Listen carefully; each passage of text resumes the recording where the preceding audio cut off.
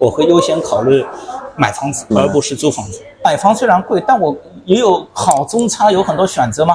买不起好的，我可以买个老破小嘛，面积还有很大弹性选择了。我买个50平的，买个房龄旧一点的，在预算之内的就 OK 了，或者买得远一点的。对吧？这样我给自己有个固定的落脚点。我说的是上海的情况，因为毕竟20几年过来了，一路上也没怎么跌，一路上是涨的。那么增长乏力，那至少还能有个保值。大家好，我是王秋库，听听看这位大哥怎么看待这个话题啊？那么如果你手上有几百万的话，你是会拿去买房，还是说租房一辈子，然后剩下的钱拿来开销和存银行呢？以我个人的观点跟想法来说呢，我个人如果有这样一笔钱的话，我会优先考虑买房子。为什么呢？而不是租房子？因为在当前中国的那个大环境下呢，我们的法律呢并不是完全站在租客这一边，租客有可能会比较漂泊。比如说我签了合同，签了1年、2年，突然房东说他房子要派其他用场了，要收回，房东财大气粗，大不了赔我1个月押金。那对我来说，我要重新去看房子、选房子，然后还要搬家。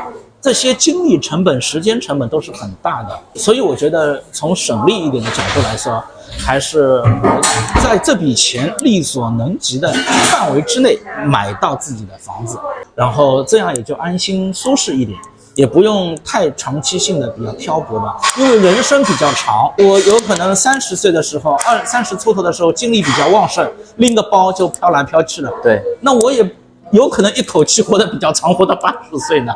那我到65、6岁的时候再拎个包飘来飘去嘛，对吧？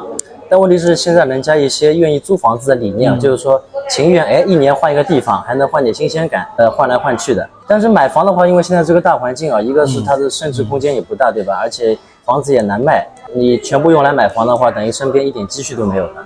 就顺着你刚才的几个问题吧。一个呢，租房可以换一个地方，换一个心情，这个就每个人的人生观、价值观了，他的生活态度了。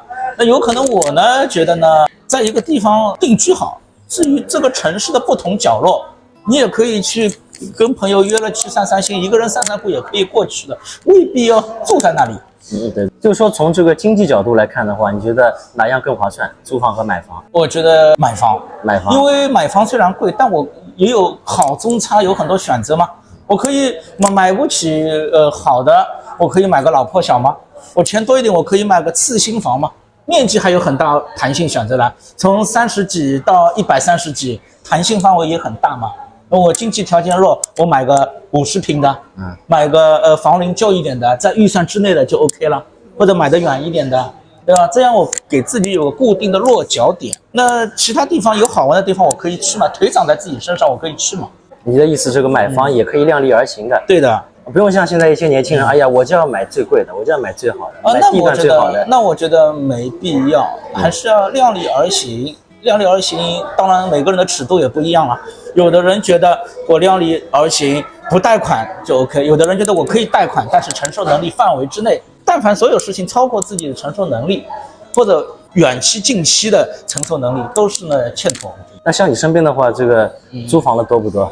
那我身边的分2类嘛，一般男的话，如果是上海户口有购房资格的话，那到我这年纪啊，或者哪怕比我小一些的，都已经买房的，因为是刚需。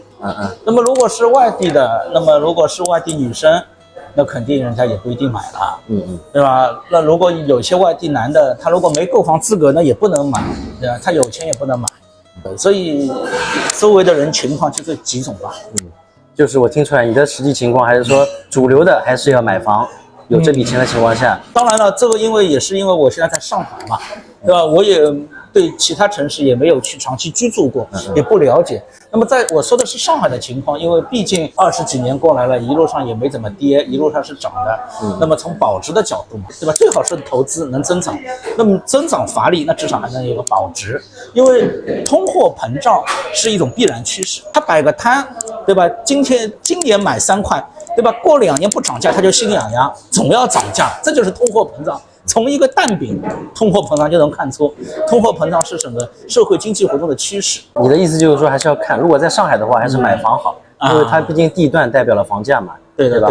它好的地段，它永远都是有那个价值在。